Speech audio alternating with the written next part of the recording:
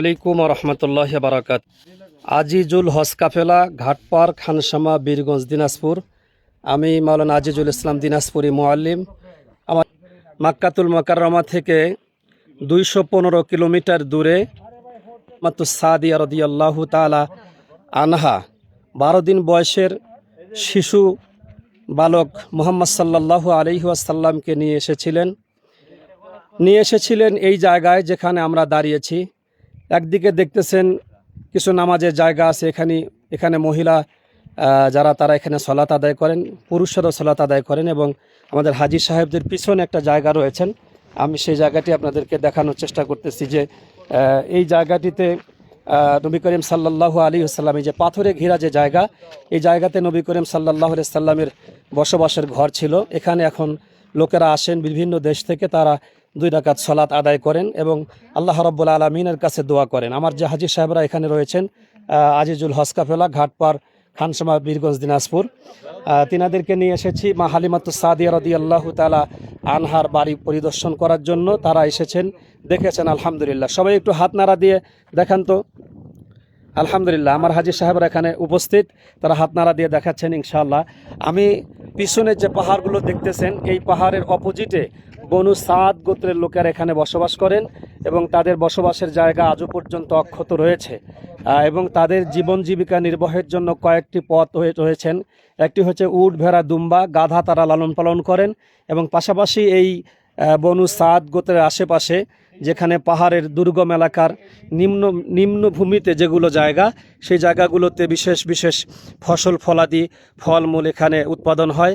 এবং আমি দেখানোর চেষ্টা করতেছি আপনাদেরকে, যেখান থেকে আমার ক্যামেরার পিছনে যদি তাকায় দেখেন, এই যে ভিডিওতে আপনাদেরকে নিয়ে আসলাম, এই যে কূপটি দেখতেছেন, এই কূপটি সেই সময়ই নবী করিম সাল্লাল্লাহু আলাইহি ওয়াসাল্লামের যুগে এই কূপের পানি পান করতেন এবং কূপ যেখানে ছিল সেখানেই জনবসতি গড়ে উঠেছিলেন। সম্মানিত হাজী সাহেবগণেরা, আপনারা যেখান থেকে দেখছেন, আপনারা লাইভটি শেয়ার করবেন, কমেন্ট করবেন এবং আমাদের এই কথাগুলো সারা পৃথিবীতে পৌঁছায় দেবেন। আমি যে খেলার মাঠটি আপনাদেরকে দেখাচ্ছি, দেখতে পারতেছেন যে এখানে নিচে একটি পাহাড়ের নিচে যে জায়গাটি, এটি একটি মাঠ। এই মাঠে নবী করিম সাল্লাল্লাহু আলাইহি ওয়াসাল্লাম খেলতেন এবং এর পাশে আর একটি ছোট্ট মাঠ রয়েছে, যেই মাঠের কাছে আপনাদেরকে নিয়ে যাব। এই পথ দিয়ে হেঁটে হেঁটে পশ্চিম দিকে চলে গেলেই ওই ছোট্ট খেলার মাঠটি, কূপের পাশে যে ছোট্ট মাঠ দেখা যাচ্ছে, এই মাঠেই নবী সাল্লাল্লাহু আলাইহি সাল্লাম খেলতেন এবং এখান থেকে তাকে উঠাই নিয়ে গিয়ে যে পাহাড়টি আপনাদেরকে দেখাচ্ছি, এই পাহাড়ের পাদদেশে দেখতে পাচ্ছেন সাদা রঙের যেই পাথর লেখা, এর অপোজিটে এখানে নবী করিম সাল্লাল্লাহু আলাইহি ওয়াসাল্লামের সিনা মোবারক চাক করেছিলেন। আর এই খবরটি নবী সাল্লাল্লাহু আলাইহি ওয়াসাল্লামের দুধ ভাই তিনি এসে মা হালিমাতুস সাদিয়াকে বলেছিলেন যে আমার আরবি ভাইয়ের তাকে নিয়ে গেছেন এবং তার বুক চিরেছেন এবং তাকে বুক চিরে আবার ধৌত করেছেন। সেই কথাটি বলেছিলেন মা হালিমাতুস সাদিয়া রাদিয়াল্লাহু তাআলা।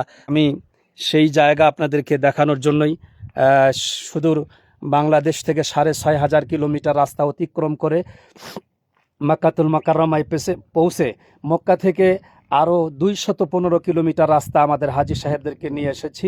দীর্ঘ সময় পথ পাড়ি দিয়ে এসেছেন। আলহামদুলিল্লাহ, তারা এই জায়গাটুকুন দেখে অত্যন্ত আনন্দিত হয়েছেন এবং খুশি হয়েছেন। পরবর্তীতে যারা আমাদের হজ বা ওমরার সঙ্গে সংশ্লিষ্ট থাকবেন, চেষ্টা করব তাদেরকে এই জায়গায় নিয়ে আসার জন্য। আপনারা যে জায়গায় এসেছেন, এই জায়গাটির নাম বলেন ইনশাআল্লাহ। হালিমাতুস সাদিয়া রাদিয়াল্লাহু তাআলা আনহার বাড়ি। আমার সামনে রয়েছেন এই যে মুজাম্মেল হক মুজা ভাই, ঘাটপার খানসামা বীরগঞ্জ দিনাজপুর, এবং তার আহালিয়া রয়েছেন এখানে রাহেলা বেগম, এবং আমাদের পাশে রয়েছেন আমিনা বেগম, জনাব মোহাম্মদ শাহ আলী মাস্টার সাহেবের আহালিয়া, তিনিও রয়েছেন। মাস্টার সাহেব তিনিও আছেন আমাদের সঙ্গে। ইনি হচ্ছেন জনাব সেই শাহ আলী মাস্টার সাহেব। তিনি এর আগে 23 সালে আমার সঙ্গে উমরা করেছিলেন এবং এই সালে হজে এসেছেন আলহামদুলিল্লাহ। এরপরে আমার সঙ্গে রয়েছেন জয়গঞ্জ খানসামা জনাব মাহবুবুর রহমান সাহেব। তিনি এর আগে একবার হজ করেছিলেন। কত সালে? আমি করছি 2017 সাল। 2017 সালে করেছিলেন। তখন কি জায়গায় আসছিলেন? না, আমি তায়েব আসছিলাম, কিন্তু আমি এই হালিমাতুস সাদিয়ার বাড়িতে আসতে পারি নাই। এটাই আমার প্রথম। থেকে খুব ভালো লাগলো এবং এখনো তার জড়িত সেই জায়গা এখনো জড়িত রয়েছে। এবং এখানে এসে 2 রাকাত নামাজও পড়েছেন। এখানে এসে 2 রাকাত নামাজ জি পড়লাম। আলহামদুলিল্লাহ। আসসালামু আলাইকুম। আমাদের সঙ্গে রয়েছেন জনাব ফজলুর রহমান, লাটেরহাট চক মহাদেব, বীরগঞ্জ, দিনাজপুর। জি আলহামদুলিল্লাহ। আমার আর আরেকজন রয়েছেন, ইনি হচ্ছেন জনাব আকবর আলী সাহেব, আকবর আলী মোল্লা, খানসামা ঘাটপাড়, গোবিন্দপুর। এরপরে রয়েছেন জনাব রেজাউল করিম সাহেব, দেবীগঞ্জ, পঞ্চগড়, মল্লিকাদহ। তিনি আমার সঙ্গে বারে প্রথম এসেছেন। এরপরে রয়েছেন আমাদের চাচা আব্দুল লতিফ, গড়ফতু ঝাড়বাড়ি। তিনি এসেছেন মা হালিমাতু সাদিয়া রাদিয়াল্লাহু তাআলা আনহার সে বাড়ি দেখার জন্য এবং এখানে এসে জিয়ারত করলেন, দোয়া করলেন। সঙ্গে রয়েছেন আমাদের একজন ডাবল হাজি সাহেব, তিনি এর আগে 25 সালে এসেছিলেন হজে। আপনি কি তখন এখানে আসছিলেন? না, এখানে তিনি আসেন নাই। আলহামদুলিল্লাহ।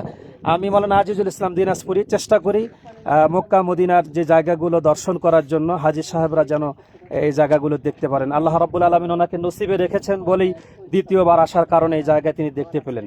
আলহামদুলিল্লাহ। নিয়ত করেছে আগামী 27 সালেও তিনি আসার একটি সম্ভাবনা রয়েছেন।